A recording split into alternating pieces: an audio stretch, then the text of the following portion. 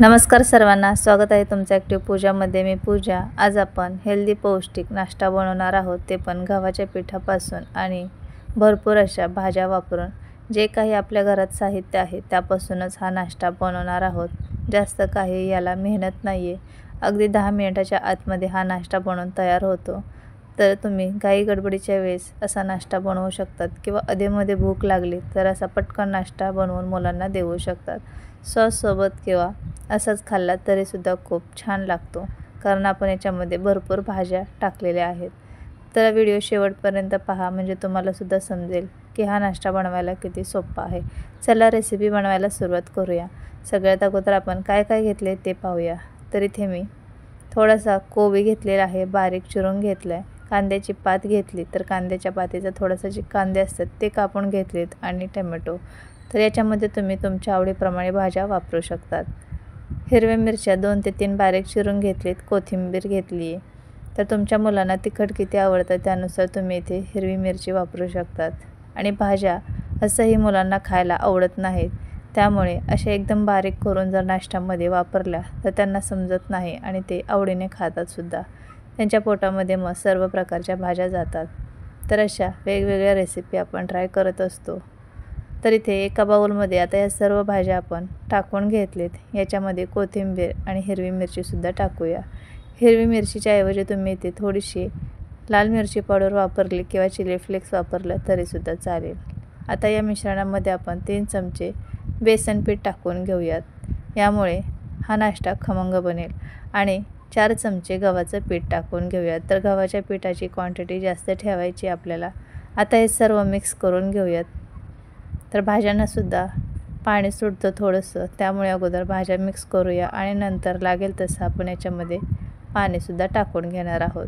त्या अगोदर आपण याच्यामध्ये चवीनुसार मीठ टाकून घ्यायचे. पाव चमचा हळद, पाव चमचा लाल मिरची पावडर, पाव चमचा गरम मसाला आणि पाव चमचा धना पावडर. मसाले तुमच्या आवडीप्रमाणे कमी जास्त करू शकतात.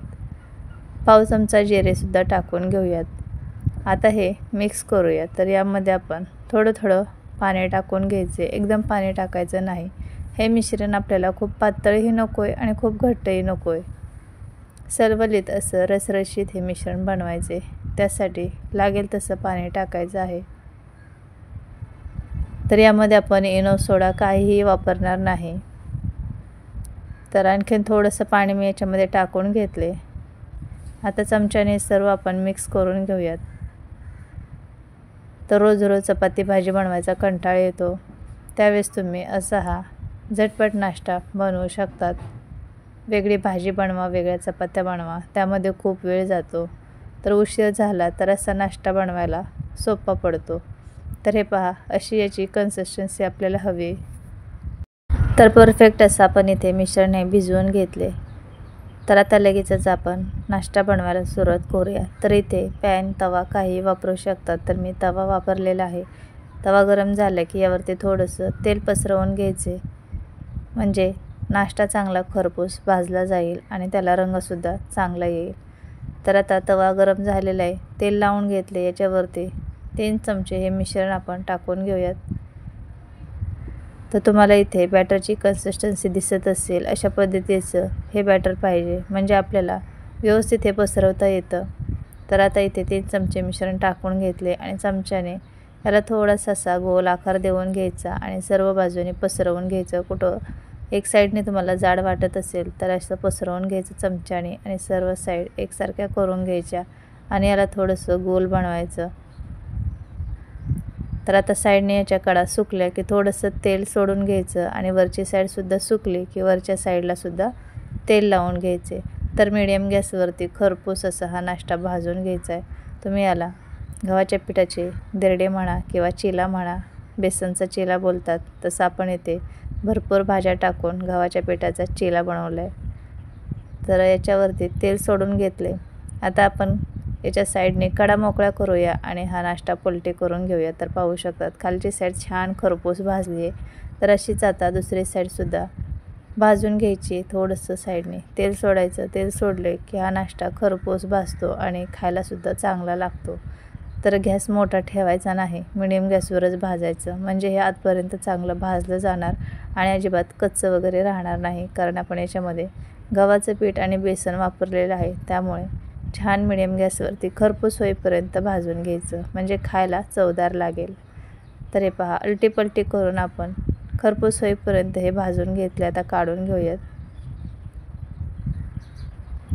तर जेवढं चांगलं हे भाजलं जाईल तेवढंच खायला चांगलं लागणार आहे. तर पहिलं इथं आपण नाश्ता बनवून घेतला आहे. आता आपण आणखीन एक बनवून घेऊया. तुम्हाला आणखीन एक बनवून दाखवते.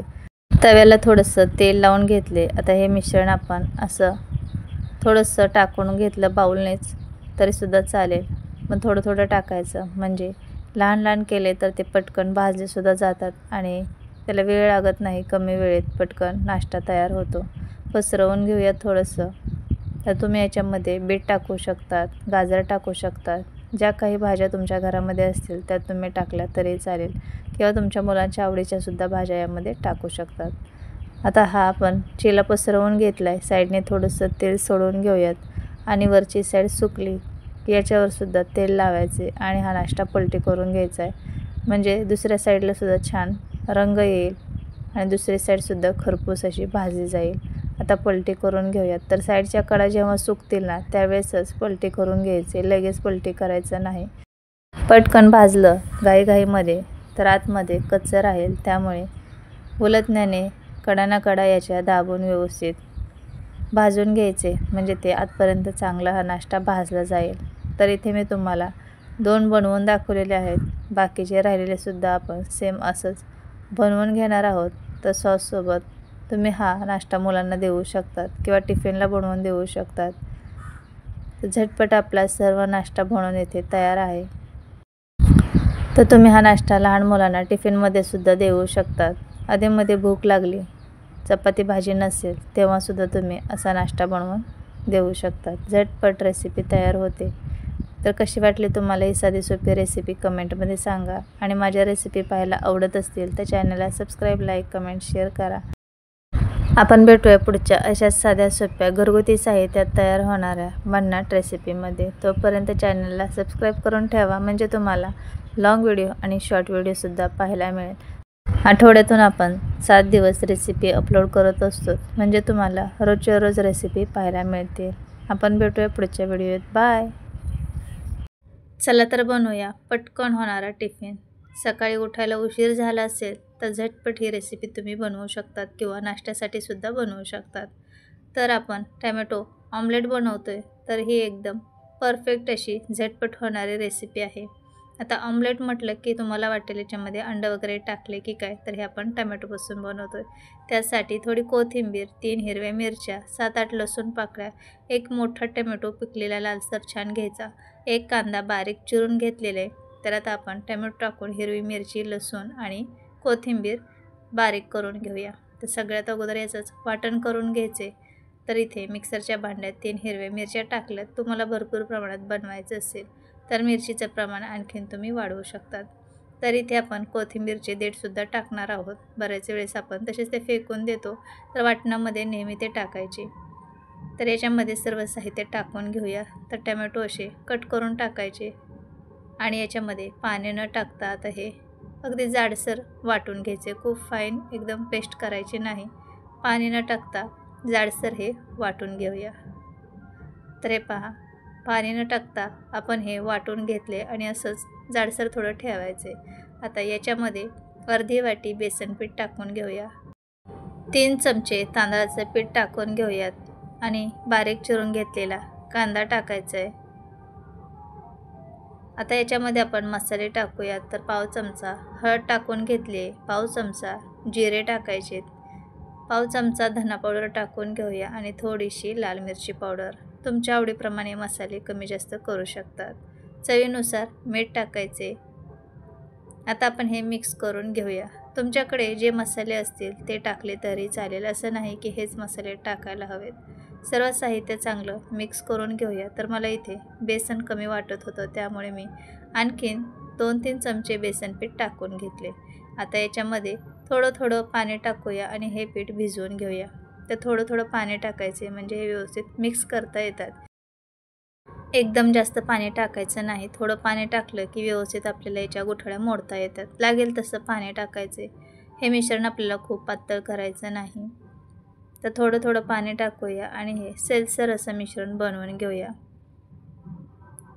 आता याच्यामध्ये तुम्ही वरून बारीक चिरून घेतलेली कोथिंबीर टाकू शकता किंवा आणखीन बारीक चिरून घेतलेला टोमॅटोसुद्धा टाकू शकतात.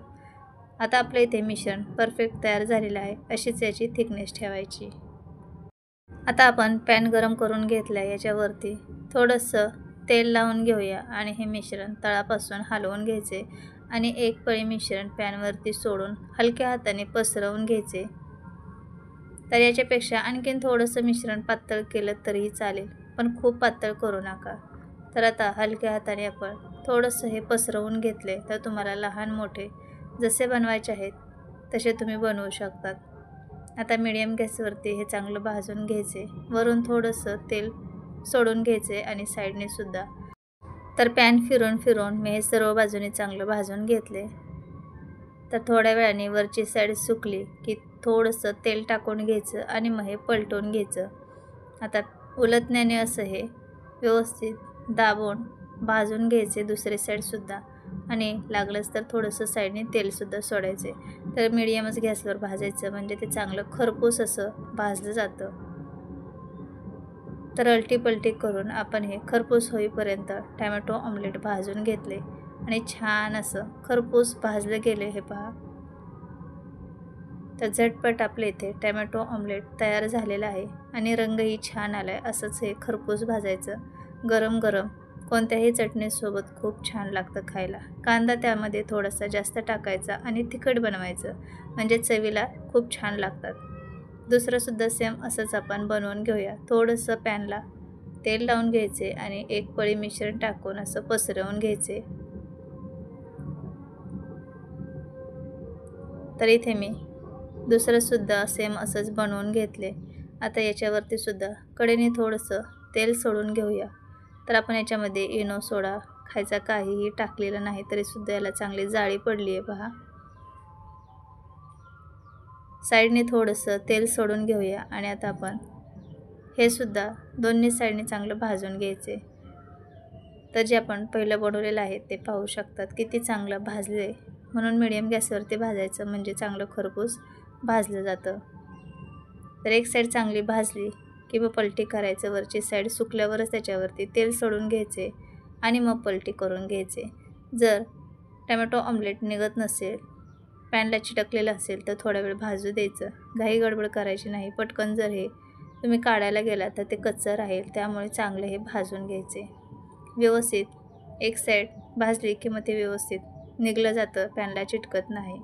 तर दुसरंसुद्धा मी चांगलं असंच खरपूस भाजून घेतले. हे पहा. असेच हे खरपूस भाजायचे. तर मी इथे 2 बनवून घेतलेत. तुम्हाला दिसत असेल किती चांगल्याला रंग आला आहे. तर झटपट आपले इथे 2 टोमॅटो ऑमलेट तयार झालेले आहेत. भाजीला काही नसेल तेव्हा तुम्ही झटपट टिफिनला किंवा नाश्त्यासाठी हे बनवू शकतात. तर आहेत की नाही एकदम बनवायला सोपे आणि तुम्हाला दिसत असेल आपण किती हे छान भाजून घेतले दोन्ही साईडने आणि याला चांगली जाळीसुद्धा पडलेली.